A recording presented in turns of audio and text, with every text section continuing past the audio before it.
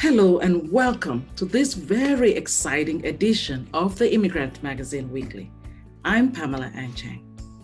Have you heard about the kidnappings by extremists in Nigeria or the famous Chibok girls that made so much news around the world?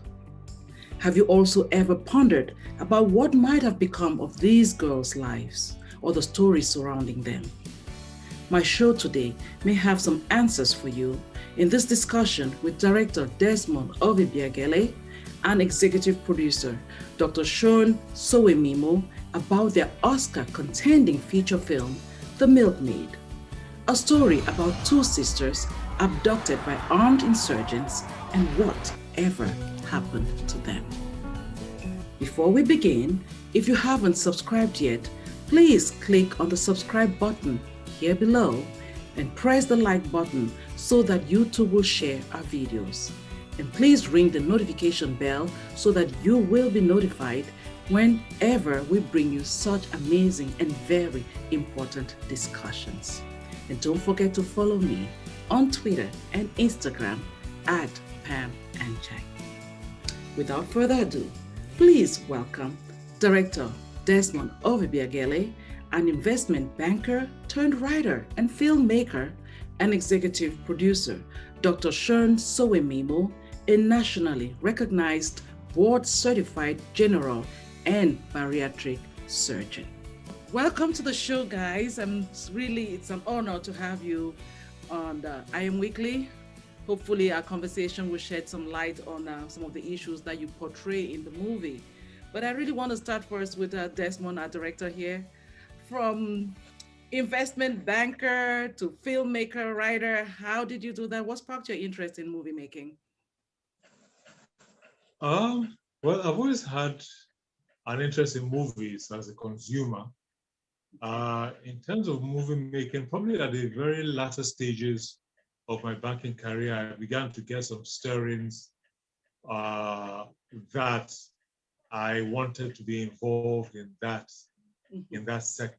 And it primarily started with writing, with script writing, which I started to do, just in my free time, in my downtime, whilst I was still in banking. But once I stepped out and, made it a full-time occupation, then, the natural step was after I finished writing the script, to begin to put the resources together to realize that script into a full-fledged production. So that made me step, beyond just writing into the area of producing and subsequently directing.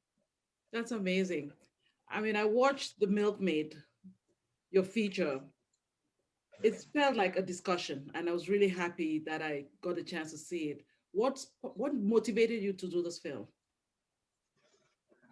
Well, being a Nigerian and having been the recipient of a torrent of daily reports about latest casualty figures from the insurgency situation in the northern part of the country, I felt that it was important for me as a filmmaker. If I consider myself a filmmaker of any significance, that we had a responsibility, particularly with the tools that we have at our disposal and the access that we have, through the medium of film, to lend our voices to what was going on up there, and also to constitute a voice for those who couldn't really speak for themselves, whose voices were not heard in the public space. I mean, you heard the voices of, the government people, you heard the voices of the extremists via all those videos they kept posting for people to consume. But in terms of the people most affected, they were unable to speak for themselves. And, I felt that, I had an opportunity as a filmmaker to, at least in some way, put, some backstory, some personalities behind just the statistics that you regularly hear about in the news. And the story really came about from that source. That's amazing. When you watch the movie, like I said, it's kind of like having a discussion. You interweave so many elements. So sometimes I'm kind of like, are we talking about gender violence with the women, or are we talking about um, the insurgency and the extremism and religion and all of the above? What are you hoping to accomplish? What do you want the takeaway to be? Well, for me, I like people to hopefully have better insight into who these people are on both sides of the divide, be it as perpetrators, extremists, or as the victims. So we did try as much as possible to try and immerse the viewer into the lives of these people, where they live, how they dress, how they speak, what they eat, how they think, and how they interact among each other. And hopefully, if that understanding is gained, perhaps we can begin to find a lasting solution to this crisis that's been raging on for entering the second decade. Now, without any lasting solution having been found to it. So hopefully, people can come away with the sense that, no one is born an insurgent. They started out as good guys. Somewhere along the line, they were captured, abducted, brainwashed, indoctrinated, and they became who they are. And but yes, despite all that, they still remain human beings, and they still remain accessible to positive influences if those influences can be brought, home to them. So, it's a fluid situation, and I think there's so much going on in the world right now that their voices and their experiences tend to get lost. And hopefully, this film can remind people of what they go through and where they are right now and what can be done for them. You certainly did a good job doing that. Let me bring in Dr. Seun into the conversation. Doc, bariatric surgeon, what interested you in participating in this film as executive producer? Why the interest?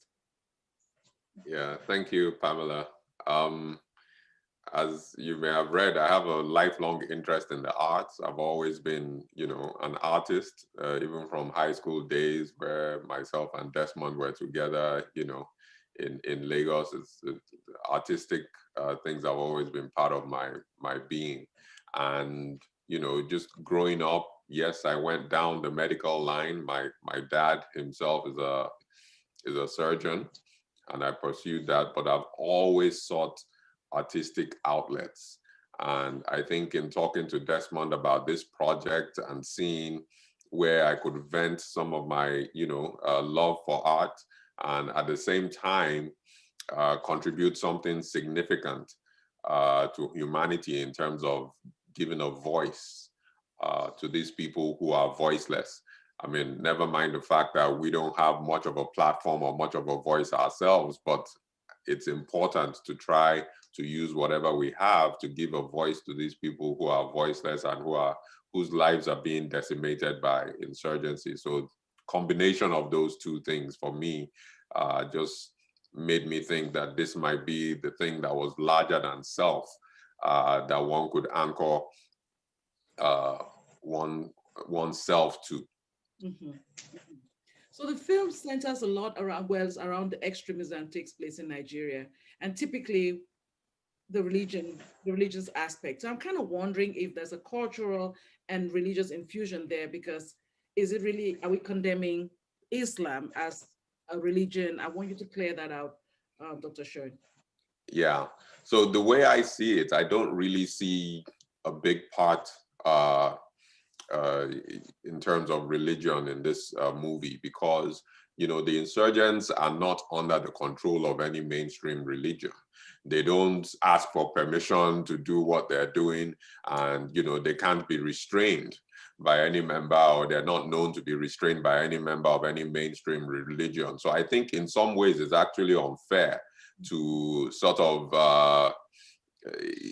have religion sort of be seen as being responsible for these people's acts. They're not, the advocates of any religion. In fact, they misuse religion in doing the vile acts that they commit. So I don't see it as such. And for me, it's always strange when people try to draw parallels or somehow want to include the mainstream religion in the conversation when we're talking about these insurgents. But we can't help but do that sometimes, Doc, especially when Sharia comes into play. That's against the background of Sharia law, it's against the background of religion. You know, I think maybe what we're trying to clear is the extremism or, which Yes. exists in most religions or cultures. I hope that I'm, I'm saying it correctly. But I really wanted to understand. Let me get back to Director Ovbiagele. Um, Desmond, how did you come about the idea of the Milkmaid? What's the background of the film? I know it's a fictionalized idea that we're bringing to life that mimics reality. How did you come up with that, and why the Milkmaid? Well, basically, I mean, I started out from effectively ground zero, not knowing exactly what the story was going to be, but wanted it to emerge organically out of the extensive research that I committed myself to, and research because I live in the southern part of the country. I don't live in the north. I'm not a Muslim either, so I certainly needed a lot of help to be able to understand, the characters in the story that I wanted to tell. So I immersed myself in research. I read numerous accounts from survivors of insurgency, their experiences, what they went through, how they were attacked, where they were taken to, who their abductors were, what they were like, and all those sort of things. And the sense was, out of all that volume of research, to now find and craft a narrative that would be authentic. I mean, it couldn't be a casual narrative. You couldn't absolutely capture every single element of the victim's experience, but you could at least have a slice of, a sample of what victims go through. So that was the idea behind the research. And, what came out of the research was particularly the experiences of women, who had survived the attacks, in many cases managed to escape from captivity, back to society. And we're not narrating what they went through. So it was a natural fit to anchor the story on women, basically, because their accounts were far more detailed and more comprehensive than that of the men, who in many cases, were not actually alive to tell their side of the story, because the modus operandi of insurgents is to kill the men and abduct the women, and marry them off to, as prizes or rewards, to their fighters. So I anchored it. I knew that it was going to be anchored on women and their experiences and their angle of the story. And in parallel to that, I sort of caught on the idea of using the iconic figures at the back of the Nigerian 10 naira note, namely two Fulani milkmaids. Okay. And the idea came that, okay, what would happen if these two young women were caught up in the insurgency situation? Because, I mean, their natural habitat in the country is in the north. So it was very realistic that they could be caught up, under an insurgency attack. What would their lives be like? How would they adjust or not adjust to the new way of life that would be imposed on them? So that was the takeoff point really for the story. That's a very interesting point because, with the Chibok girl situation, I think that must have been the first time that most of us were aware of girls getting kidnapped. And it had been going on, I think, and it continues. And most of the time, after a while, it makes news, and that story made news. And then after a while, people just forgot about it. So when I was watching the film, it occurred to me, is this a possibility of the fate that these girls that were kidnapped suffered? And I tell you, it brought me chills. I was scared because I went to boarding school, in Cameroon. So to see that scared the living daylights out of me, Dr. Seun. Do you think this is kind of like, yeah, what is the message here, especially for the world about what is going on and what can be done? Yeah, I think you're absolutely right. the beautiful thing about film is that it allows you to walk in the shoes of others and see their reality. So, I mean, the perception you come away with that this is real, it could happen to anybody, and those people to whom it happens, it's not of their choosing. They didn't do anything wrong to deserve this or anything like that. And that's the thing that is touching about this. And yes, it is an ongoing phenomenon. The fact that only when it sometimes makes the headlines, for instance, Chibok made global headlines. There have been others that are known to us, like in Nigeria, those who pay attention, the Dapchi girls that were abducted, and someone called Leah Sharibu, who made headlines in relation to that. And then after that, there's recently the Kankara boys, which incident happened only a week after the Milkmaid was announced as Nigeria's representative to the Oscars. So, this is an ongoing phenomenon. There's been even suicide bombings recently that have been reported in the news. So the message to the global community is for them to be aware.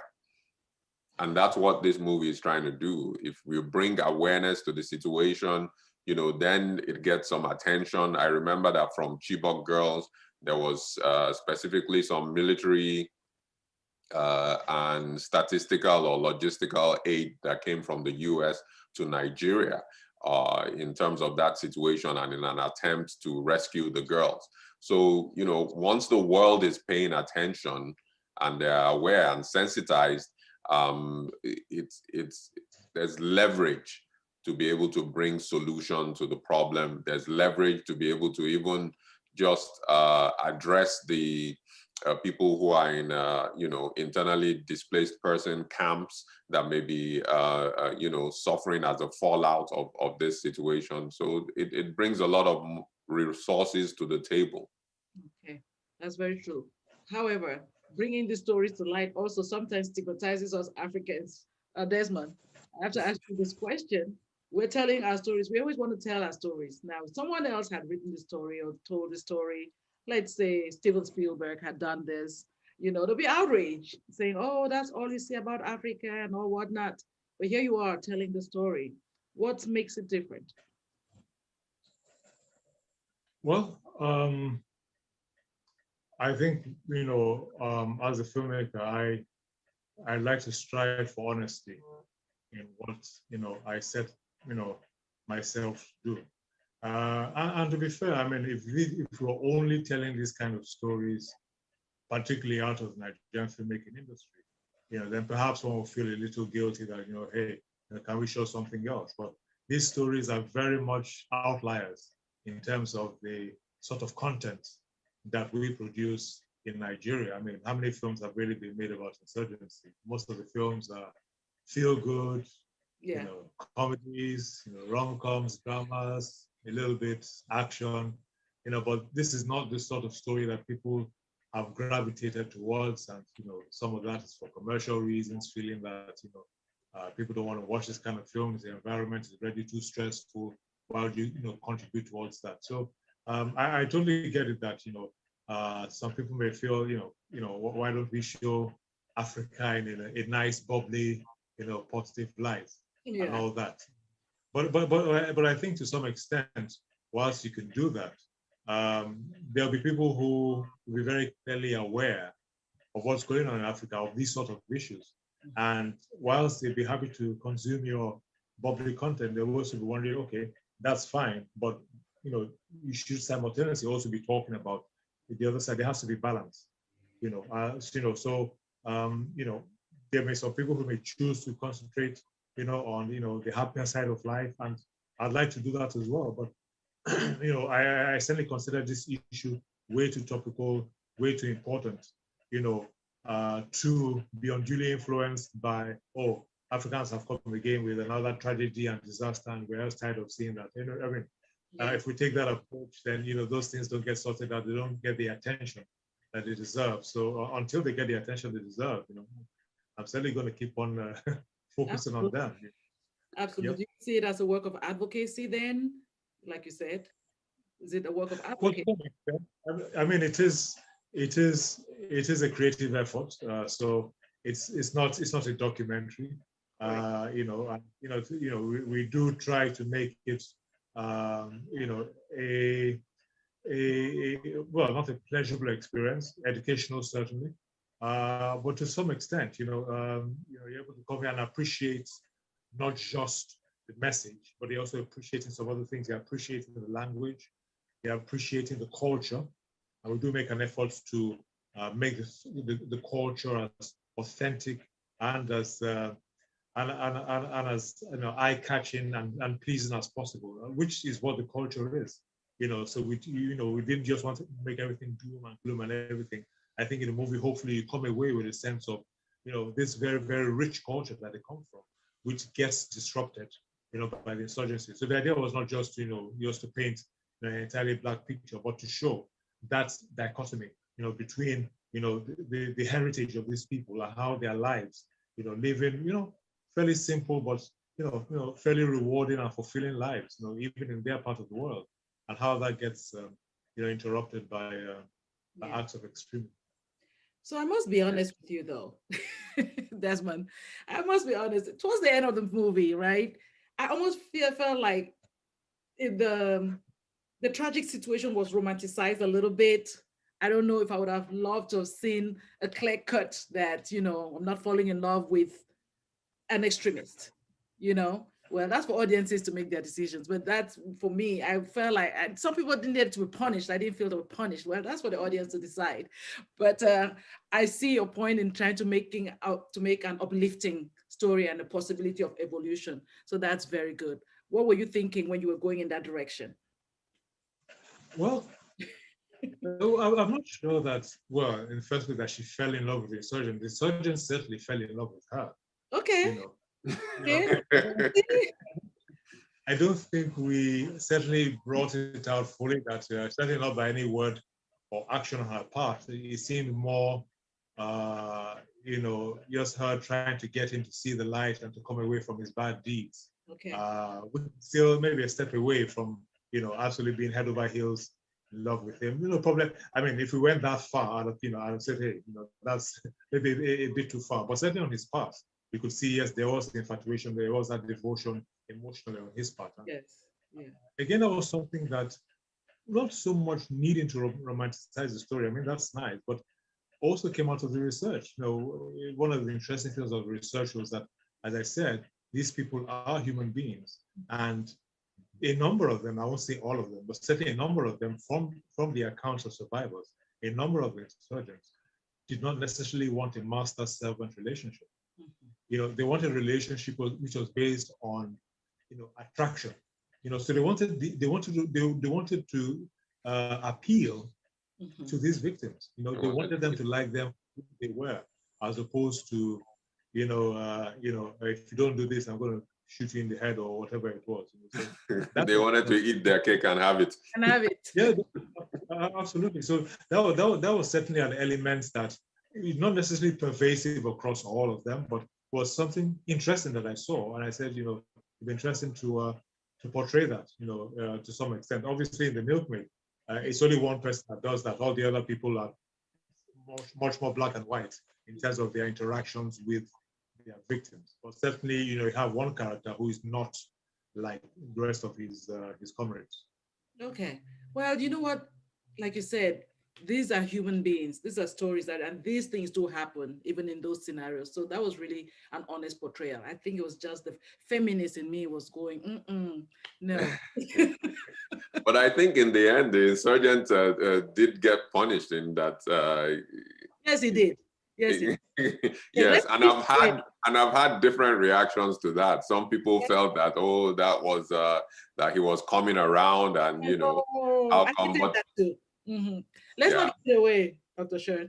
Let's let the audience watch it and decide. So now let's talk about the fact that you submitted this film for the Oscars. I'm so excited. Congratulations. Thank you. Dr. Seun, let's talk about the Oscars. Okay, you submitted this film. I'm really excited about that. Possibly will be the first if Nigeria snags it, and I'm praying that you do, because this movie is a masterpiece that needs to be seen and it deserves a recognition. So what would that mean for the industry, for this movie to do well? Yeah, thank you for the compliments and thank you for the question. I think, I mean, I can't speak for the industry. This is actually a first journey for me in this realm. But what I've found is that a lot of the industry, because of the kind of work that they've been putting out, has been sort of pigeonholed in a particular space.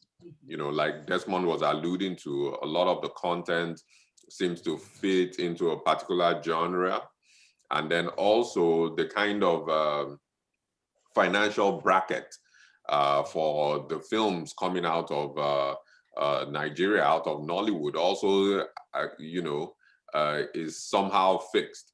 So part of the issue that we've seen in our little journey here is that, some of those things can work against you. So we're hoping that with attainment of this sort of level of technical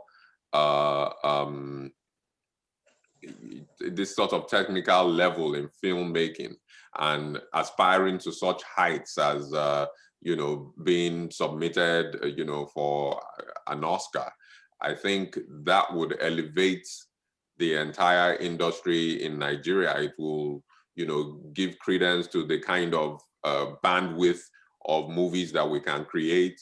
And I hope it would expand the possibilities in terms of, the range of movies that are being expected, the kind of remunerations that can come from such movies and things like that in every aspect. Also, one thing that I'm happy that we did in this movie, apart from, the insurgency and everything, was sort of show some of the beautiful landscapes that we have in Nigeria. And some of these places could be, very choice locations for future films internationally. So bringing some of that home to Nigeria would also be a big thing in terms of attracting foreign exchange, and giving us prominence as locations for movie making. So there's so much that can be gained by, Nigerian film industry as a whole from, the efforts that are being made by the Milkmaid. So I think the further we go at the Oscars, the more that these possibilities are going to be able to be realized. So it's something that I'm really proud of and looking forward to.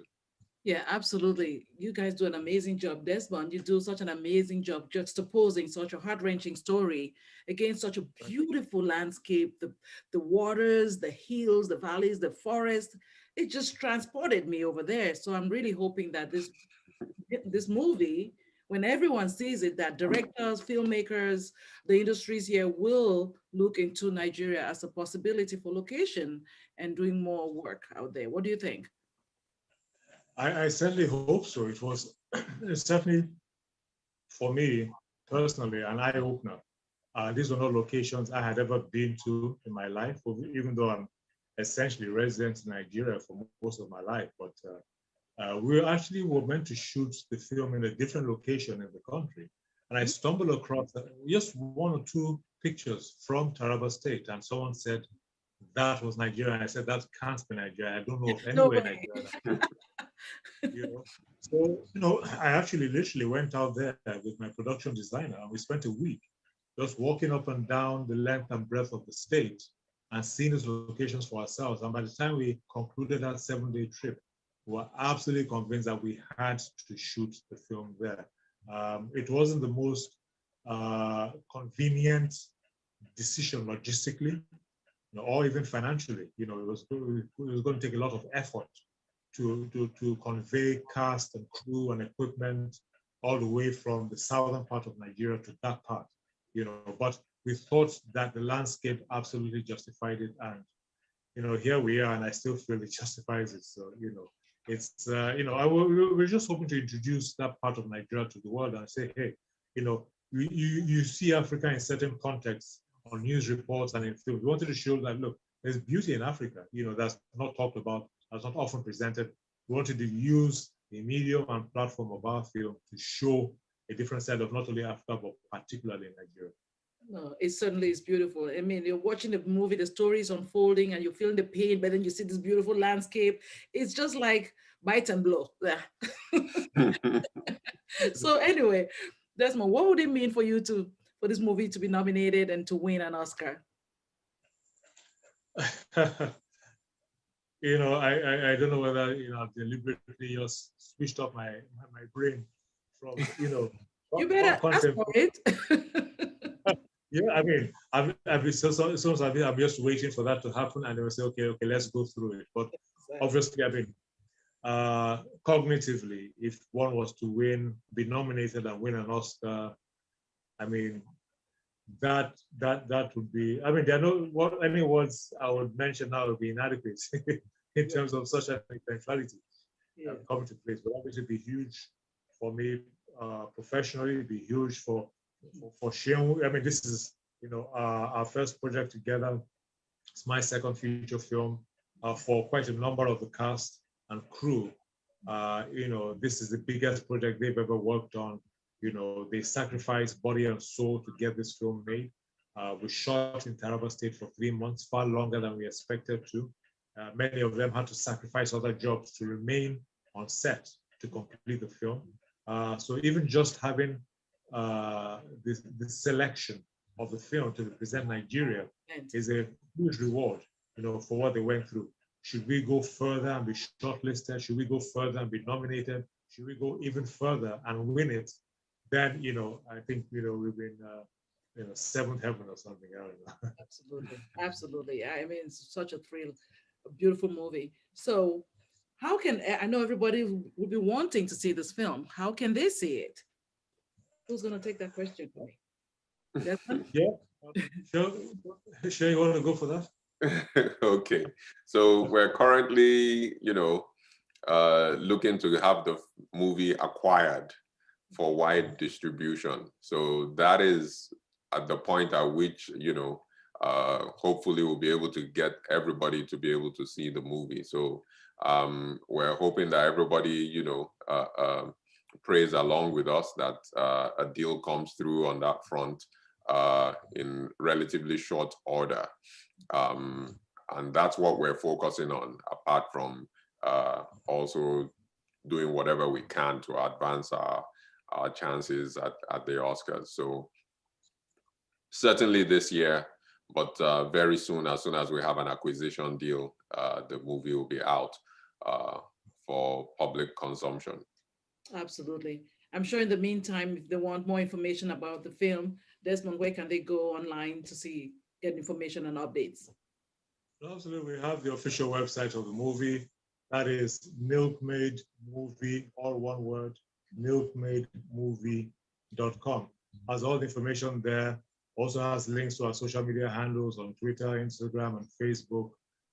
So yeah, it's a catch-all, one-stop destination for everything you need to know about the movement.